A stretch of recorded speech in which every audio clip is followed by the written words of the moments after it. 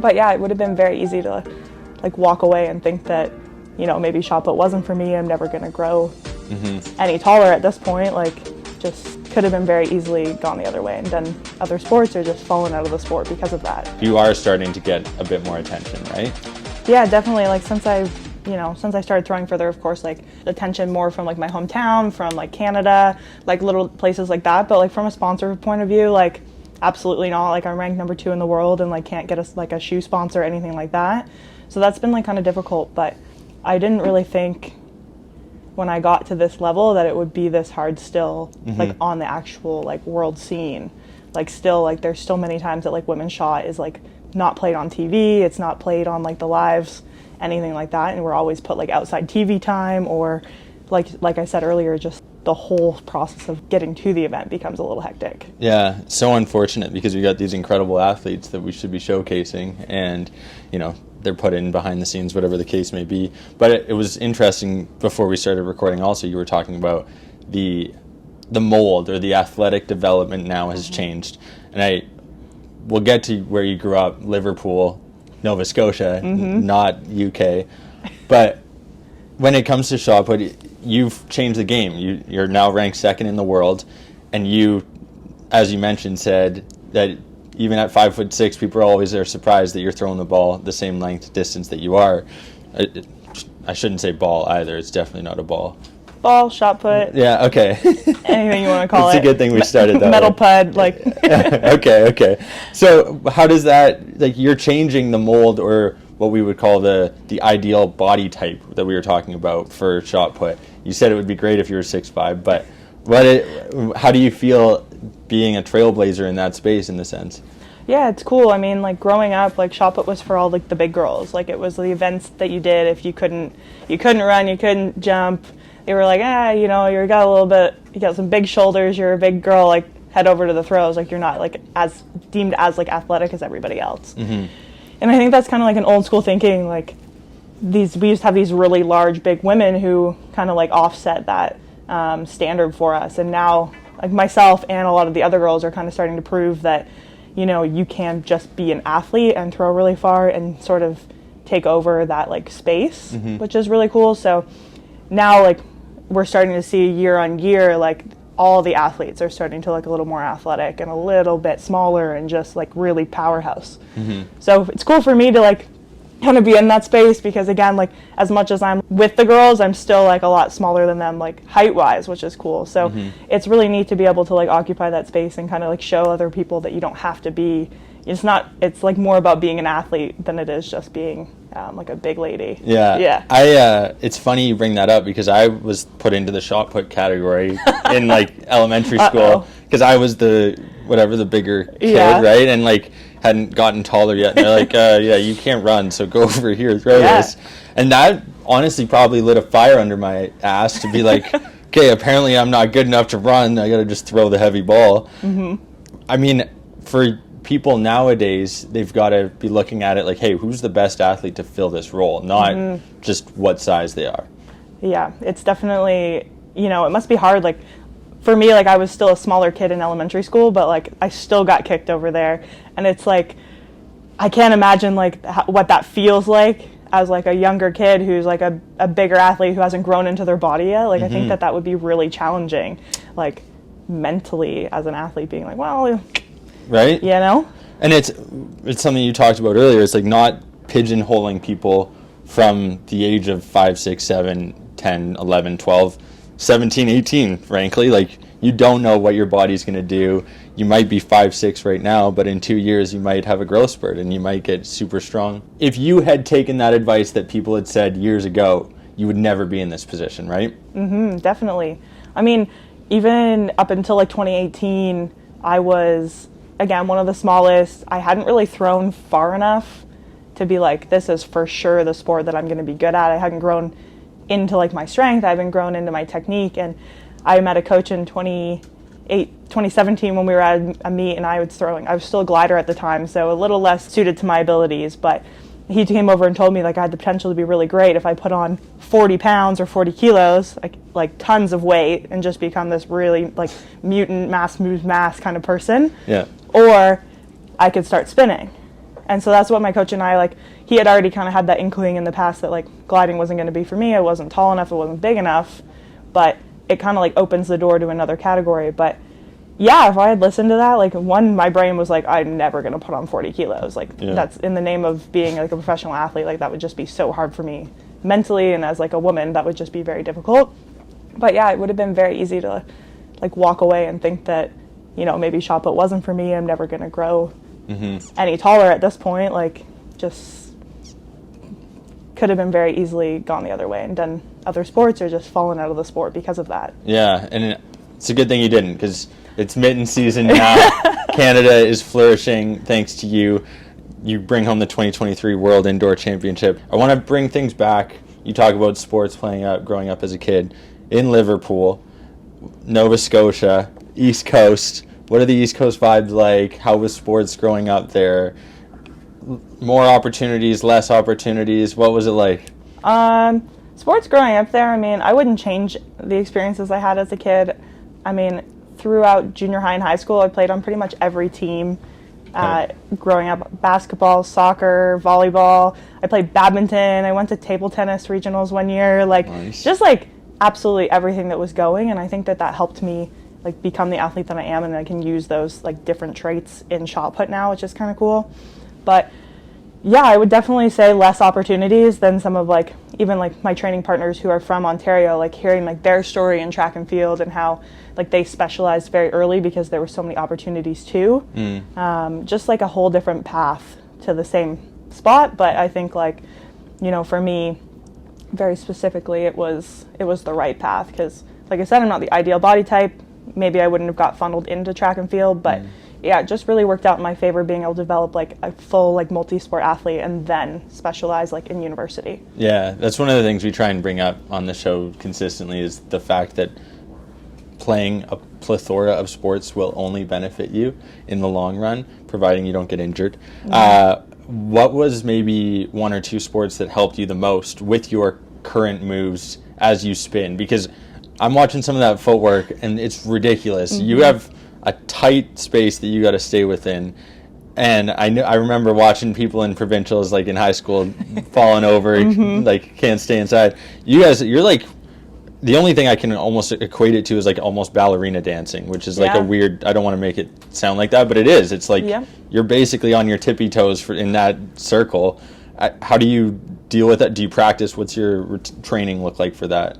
Yeah, I mean, over the past few years, like, it's obviously gotten better. Yeah. When I first started rotating, like, we always talk about this idea of, like, are you rotationally challenged prior to making that switch? Because if you're someone who has, like, like you're saying, a ballerina or, like, even a figure skater, we talk about, like, tight turns and, like, creating, like, centripetal, like, force.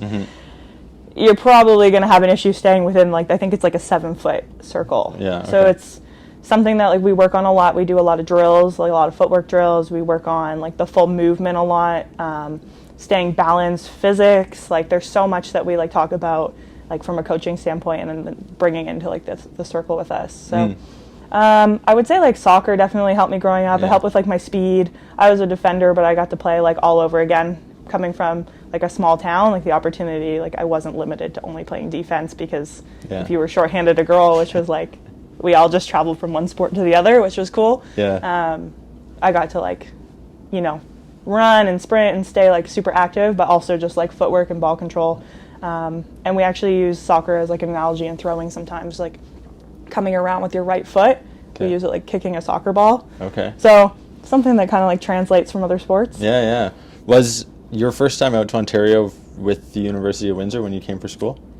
My first year I came to Ontario was Legion National Championships, and I went to Ottawa. It was in 2010, I believe, and it was my first. I'd only been throwing shot put for, like, 3 or 4 months. Whoa! And I made, like, the Nova Scotia provincial team, which, again, another perk of being from Nova Scotia. So the standards were a fair bit lower than some of the other teams. Maybe not as much, like, competitiveness to make those places. So within, like, 3 or 4 months of throwing, I was already on, like, the provincial team, which was really cool. Got my butt kicked. I remember, like, I have a video of me crying. Oh no! It, like, during the competition, like, it was bad, but, like, it was such a cool experience to be able to, like, you know, see right from the get-go that shot put could take me places. Even if I wasn't going to necessarily win, like what a cool experience as a kid, like from my town. Like my parents didn't travel, I was able to like travel already. Yeah, no doubt. That would have been incredible as a young kid coming out, going to Ottawa, the nation's capital. It was probably a big deal. And I think like those humbling experiences, adversity as a child is so important. And I think it's something that people should seek out more. I just went and got lit up by Pavel Barber on the ice, and like a humbling experience. The confidence is low right now, but you know what? We progress. We review the tape, get better, see where I went wrong, and hopefully improve for next time. But I think, you know, what you said there, maybe getting your butt kicked in Ottawa was what sparked the fact that you could, you know, see a future in this. And hey, I know there's a lot of room for improvement. Yeah, I think like there's something to be said about like getting beat and how you handle getting beat. And I mean, even as a professional athlete, like you've got to be able to recover from that. Like there's no way, unless you're this like specimen of a human, that you're going to win every time you step out in the competition. And being able to like take those big losses and defeats, like it can either break you and you don't come back from it, or like you can definitely use those to become even better. And I think like I had so many of those as a child. Like I pretty much never won anything growing up. Like I was always good. I was in the mix, making the podium, and then slowly every once in a while I get that little taste of victory, and it was so good because I knew I worked so hard for it. But I knew that it wasn't something that was going to come all the time, so it was like, how do I, like I was so hungry to win, but also knew how to lose like really well and take everything from each competition that I lost and kind of like build on it. Well, how do you think you got that instilled in you? Was that something your parents did? Was that just something you naturally always wanted to review and see where you could do better? Yeah, I think it's interesting. My parents never forced me to do any sports. Okay. So that was cool. So there was never any pressure from them to go out and be number one, to go out and like win anything, which was cool. They were just like happy that I was being active, happy that I was out there, you know, playing, having fun. And as long as I was having fun, they were cool with it. And then I actually had this coach growing up who I think she was probably the best thing for my development, because she cared that I did well, but she honestly just wanted me to have a good time. And like we worked together for I think like 5 or 6 years before university, and then she helped me a little bit like through university. But like I credit a lot to it, because she would always we would always get like, you know, like a cupcake or something before, and it was like, if you PB you get this cupcake. And I was like, right on. Like I was a kid, I loved cupcakes, ice cream, anything like that. And it was like a little treat if you did well. Right. And then if you didn't do well, she would like joke about like squishing it in your face, and then you could eat it. Okay. So it was just kind of like silly. Like there was never any like pressure from her. Yeah. So we always just like worked on how do we get to the PB, but if you don't, it's okay. And so it was very like all about growing, I would say, as opposed to just going out and winning and, you know, getting in the car on the way back from a meet and her, you know, yelling at you or like telling you how bad you did. Like it was all very positive and really good for your like mindset as a young athlete, I think. That's huge. And like process oriented versus results oriented is a game changer. Something we're still working on here with the pod, and making sure that we stay present and realize what we're doing is pretty incredible, right? Like we're talking with world indoor champ. You're going to probably kick some butt at the Olympics in a couple of years. But before that, we won't talk about the future because we already know you're going to do it. But let's bring it back to what the Olympics were like for you. Ups, downs, were the cardboard beds as bad as people say they were? Yeah, I mean, oh my gosh, the cardboard beds. I remember leading into Tokyo, and of course, like, pandemic, like, cardboard beds, like, everything that was going on, it was just kind of, like, surreal. You're, like, your head was just kind of on the swivel. You didn't know if we were even going to make it. Like, it got canceled, like, 2 weeks after I qualified for the first time. And I was like, I'm not sure I'm going to be able to stay in this sport if, like, this big goal of mine, like, I can't get to until 2024 now. It just felt like they were pushing it so far away. And then thankfully, like, they looped it around, and the Olympics did end up happening in 2021. But yeah, we got there after a whole bunch of adversity, like closures, everything like that. And when we got there, like the cardboard beds, that was just like the next level of like doom. I feel like the first day I got in my room, I ripped mine, and I was like, how does this even work? Like, I'm at the Olympics and I'm sleeping on a cardboard bed. But it didn't end up being that bad, but they were fairly sturdy. You just, if you move them around, they were pretty fragile. It's like, it would be so tough for me. I only imagine like a culmination of 10, 20 years of training, work, nonstop grinding. You get to this peak athletic event where everyone in the world is watching, and you have every other barrier in place to get there. There's no fans in the crowd because of the quarantine reasonings. Like, it's got to be slightly disappointing when you get there compared to what it would have been if COVID wasn't a thing. Yeah. Yeah. I mean, I think so. You know, everyone put on a really good smile and a good face for it. It's still the Olympics, and that was like, going in, I felt happy that I had nothing to compare it to, because I think the comparison could have killed you. Yeah. You know, I had gotten really used to competing without fans over the year and a half that we competed in like empty tracks by ourselves. But if you knew what the Olympic Village was like prior, and then what you walked into with like the daily COVID tests, we had to spit in a tube every day, and it was absolutely disgusting. Like, the hole was like that big. It was horrible. And then, yeah, no fans in the stadium. Like, we weren't allowed to go watch any other sports. I was there for, I think, a max of like 5 days. Like, the minute that I finished my event, I got a text that was like, here's your flight, like, goodbye. So you were just kicked out within 24 hours, and that was... Wow. Just really crummy. I didn't do any openings. I didn't do any of the closings. So I'm just really looking forward to actually getting like the true Olympic experience in Paris. Right. One of the things that I was interested about is Sam Paidlow, who's a volleyball player out of northern Toronto, Scarborough area. And he talked about like you train for 4 years for what could be like 30 seconds on the on the podium, presenting, running through your event. How do you break that down on a daily basis to be like, okay, I'm just going to make sure, again, being process oriented and not results focused? Yeah, I've had to do a lot of work with like a sports psych. I've been working with her since 2019, and we've had to really get my thoughts out of like being goal oriented as opposed to process oriented, because it was like every time I was competing, I was focusing on how far I was throwing, and the number would either like really make me happy or like absolutely destroy my confidence. So like on a daily basis, I think it's just about like making those small decisions and having those small goals, like training every day. Like, what am I working on? What is the focus of today's session? Like, how am I going to get like 1% better today for the next Olympics, the next World Championships? I think, like you said, like you train so much for this like one shot, I guess, at the Olympics. And that's how it feels like. I think from an outsider's perspective with track and field is like the Olympics is like the highlight of track and field. Like, that's every 4 years you get the spotlight shone on you for like you're on TV, you're out there for everyone to see. But the good thing about track too is we have these like really small series every year, which is really great. So we have like the World Indoor Tour, which I just came back from. So that's like a stepping stone.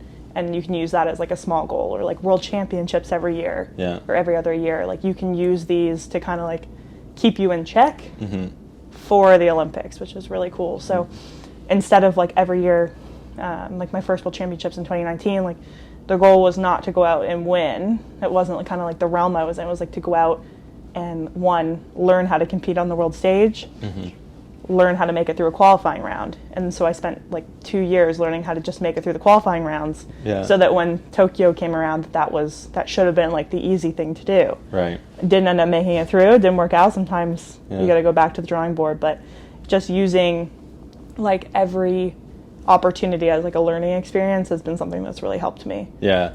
It's like so true. And it's not about how many times you win. It's what you learn from when you lose and how you apply that. And I think a lot of people don't have that mindset, and that's why they maybe sputter as far as success is concerned down the road. But the people who do learn from their lessons tend to succeed and then build more confidence, and it's a positive snowball effect instead of negative.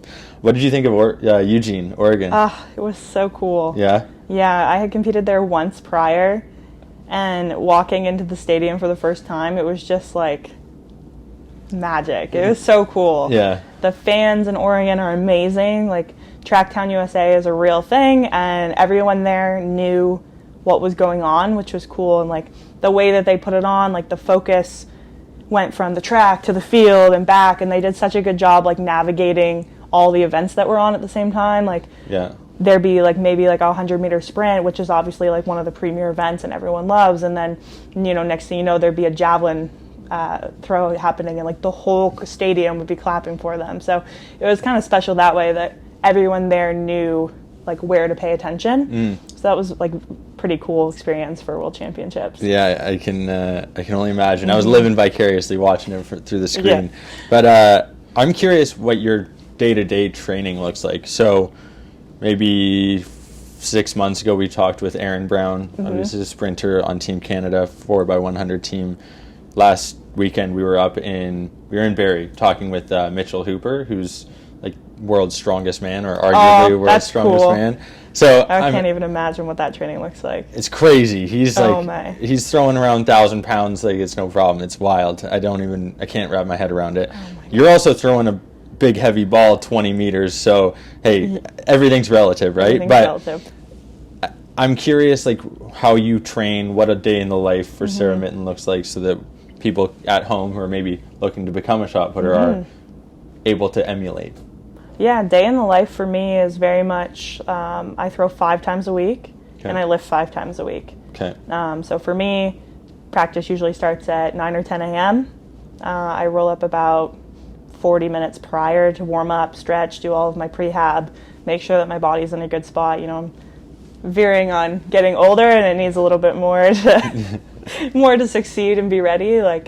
But then we'll do like probably about an hour and a half technical session where I'm actually throwing for like pretty much the whole time. So I spend, maybe 10, 15 throws, like warming up, doing drills, like sort of like half throws, I would say. So some stand throws, some wheels, just working on technique and focusing on different things that my coach and I pinpoint from like previous sessions, or like big oriented goals that we have. And then I'll probably take about 12 to 15 full throw attempts. Okay. And then that pretty much concludes like that session.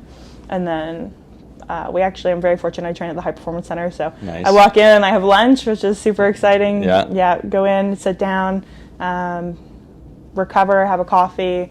It would be nice if I could go home and take a nap. It just doesn't really fit in the schedule. So I do that as much as I can when we're on training camp. And then I'll actually do probably an hour to a 2-hour lift at the gym, and it's usually, it's a split kind of 5 days a week. So like probably do like 3 upper body sessions, 2 lower body one week, and then the opposite. Okay.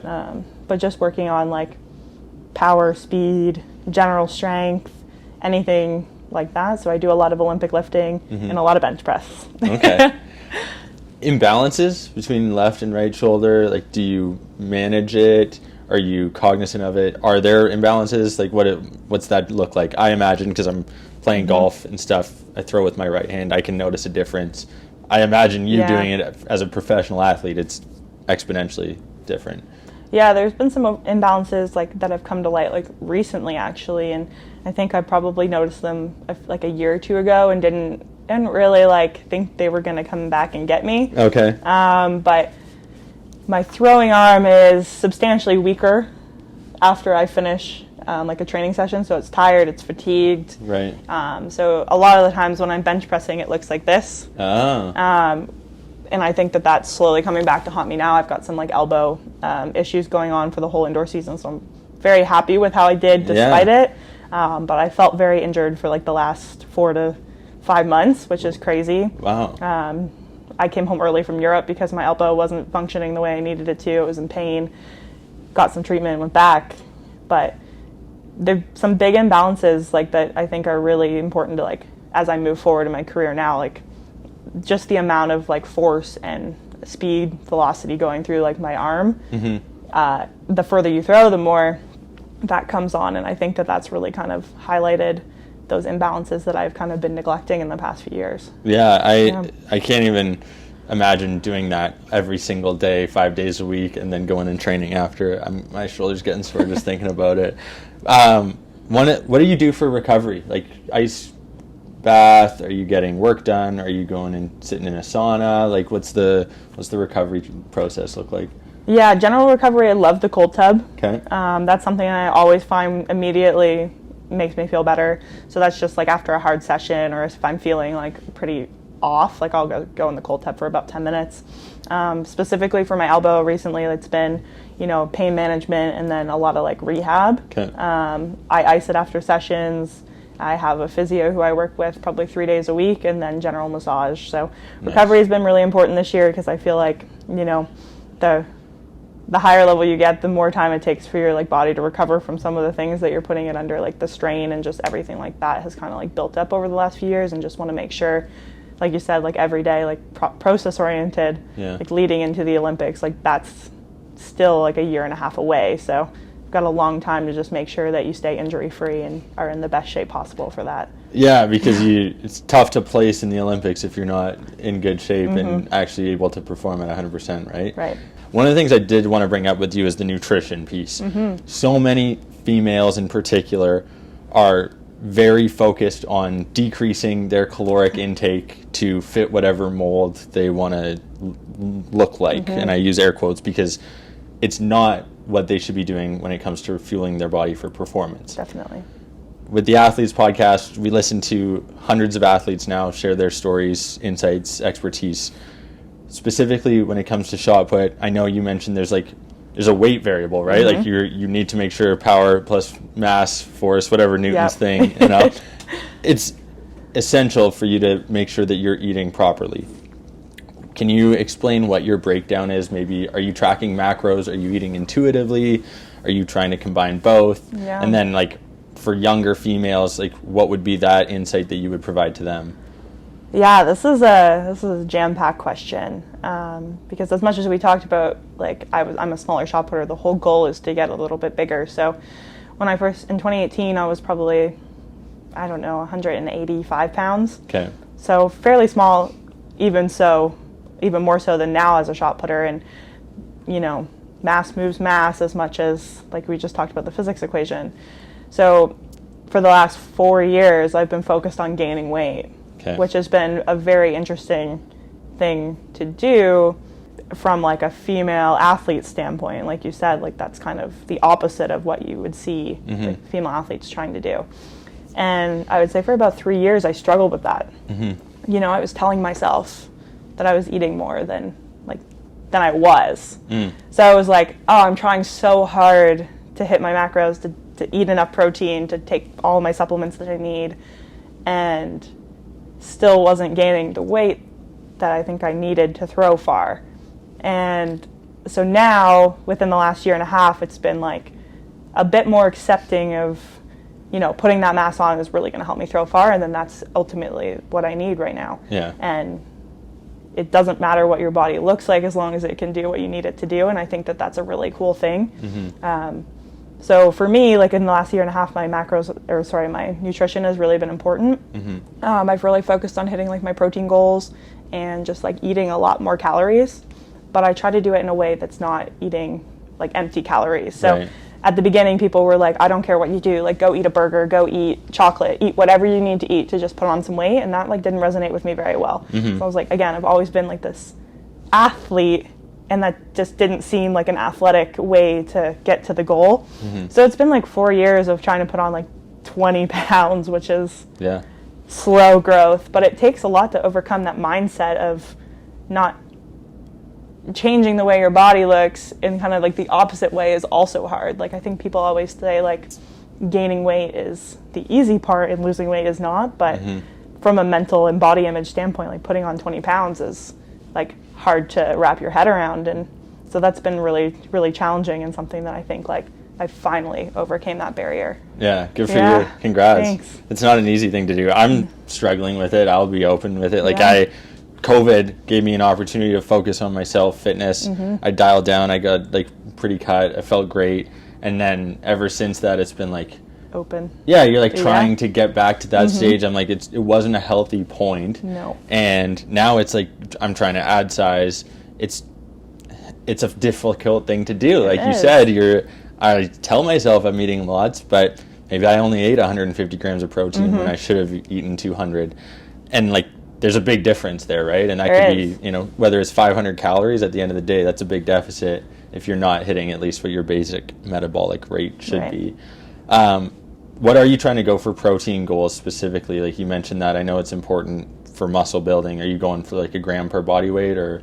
I think we usually do like 1.5 grams. Okay, wow. Yeah, so trying to really Jack it up. Because I tend to miss it most of the time. So Okay. the goal is always to overshoot it just a little bit. So, Yeah. and same thing for calories, like, just trying to hit like a daily caloric goal of like, I can't remember exactly how many it is right off the bat. I have like a full meal plan on my fridge that I try to follow. Like, Nice.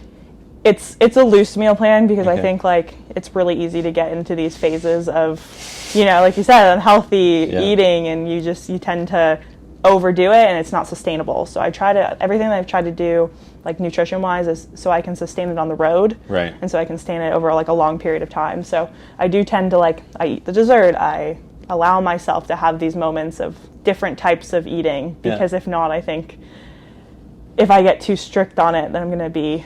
It's ugly. It's ugly. It gets ugly. And, that 80-20, 90-10 balance is a perfect kind of fit, I feel, for people. Again, to each their own. There's exceptions to the rule, but that is difficult on the road. It is super hard for the past 6 months. I can imagine.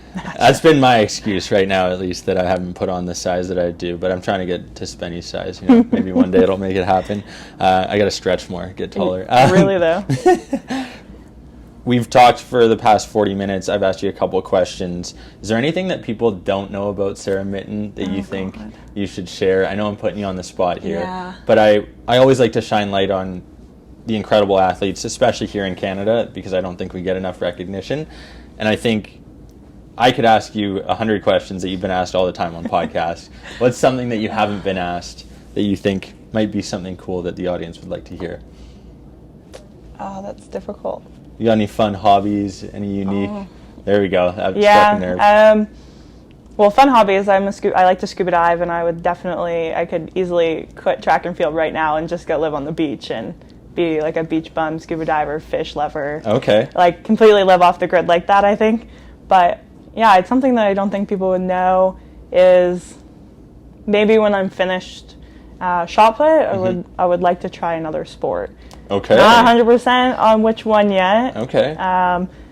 But I think I would love to do a duel in like the Olympic. Yeah. And maybe try to make a Winter Olympic sport. Amazing. But I think the easy crossover could be weightlifting. Okay. And I think that would be pretty badass to be able to go to the Olympics in 2 events. Yeah. Yeah. Well, we'll have to get you on when that happens too. Showcase, shine light on what Sarah Mitton's doing. I didn't ask you, what's the favorite go-to meal that you would have in that meal prep? It's pretty much the same thing every day.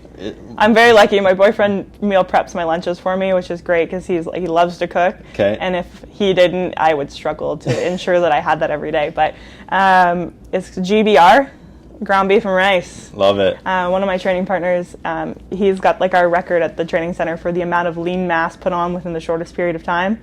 Okay. Absolutely absurd guy. Like he no longer trains with us, but he eats so consistently and he hits every goal he's a monster when it came to nutrition.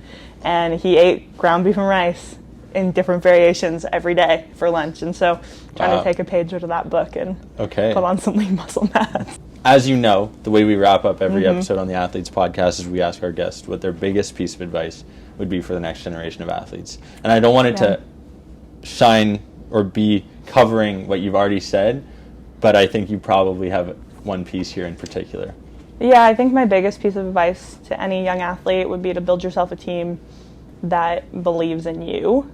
I think it's really easy to get caught up in these different circles, but having the right people behind you and on your side. So whether it's not you're working with a coach and it doesn't quite feel right or it doesn't seem like you're in the best spot to get you to where you want to be, is to just take a chance and make a move if you have the opportunity to. The biggest thing that I've noticed in how fortunate I am is to have the coaches that I've had, and I think I would have done anything to find them. So just being able to have that opportunity to have these people who believe in you wholeheartedly, I think can really get you to the next level just on your own. my former coach, Tammy Gaudette, from like my childhood, and then my current coach now. Like the amount of like belief that they had in me when I wasn't throwing far. Like my coach for I think 5 years now has been telling me I can throw 20 meters, and I'd be like, haha, like let's hit 16 first. And he's like, nah, you're gonna throw 20 meters one day. So I think just having those people who kind of push the envelope for you so that you can get there yourself is like really important. Well, I'm thrilled that you found them as coaches. You're an incredible athlete, incredible human being. Thank you so much for coming on the show. We can't wait to see you crush that PB in Paris, 20 meters plus. We'll call it here first. Yeah, hopefully 21. 21? I think that's what it's going to take. Okay. Yep. Heard it here first. Yeah, 21. This is the manifestation. 21 in 2024. We'll be watching. Awesome. Thanks so much for coming on. Yeah, Appreciate it. thanks for having me. This was awesome. I love it. Thanks. Cool.